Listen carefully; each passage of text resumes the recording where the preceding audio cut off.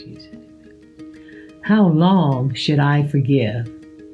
Most of us know it's the right thing to forgive someone, whether we feel like it or not. First of all, forgiveness is a remedy for your well-being, not just the offender. One of the greatest things you will ever do for yourself is to forgive someone who has harmed or offended you. Unforgiveness steals your peace and robs you of your happiness. But forgiveness is a choice that everyone must make on their own, regardless of the offense. I agree with the Hope line that says there are myths about forgiveness that are not necessarily true. Number 1, to forgive is to forget.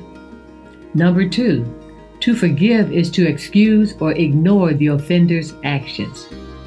Number 3, forgiveness will fix the relationship between you and the person who offended you. Number 4, to forgive, you must feel forgiving for it to be real. Number 5, when I forgive, I only have to do it once. Number 6, forgiveness will make everything be the same again. So, can you forgive someone and still feel hurt?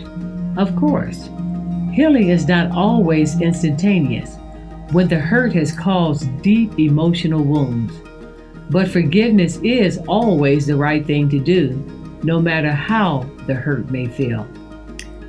However, the most important reason you should forgive is because Jesus commanded us to forgive. Forgiveness is not an option, but a commandment when it comes to being blessed and forgiven by God. Romans 3:23 says, "For all have sinned and come short of the glory of God." So, since we have all sinned, we all need God's forgiveness.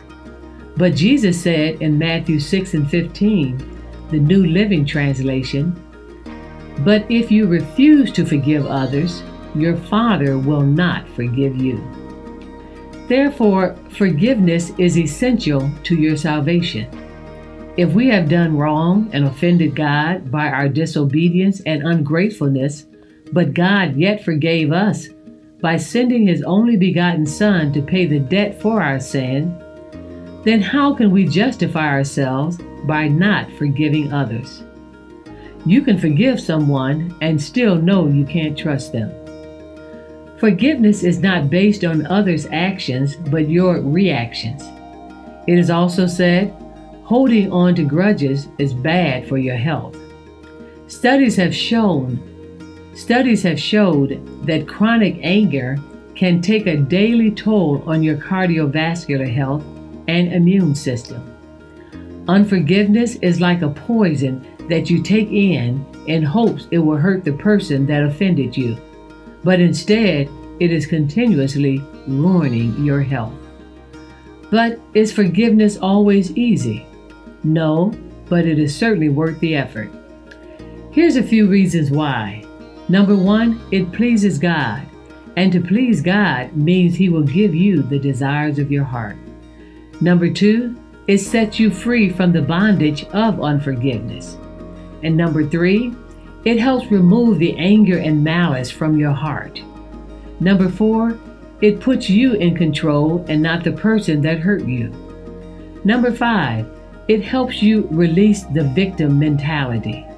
And number 6, it allows the healing process to begin.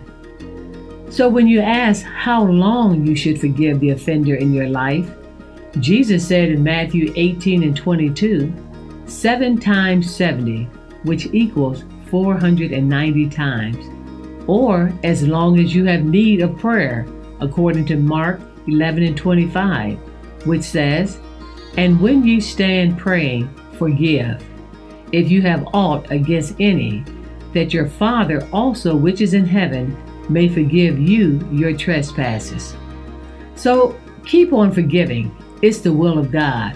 But forgiveness is a lifelong process.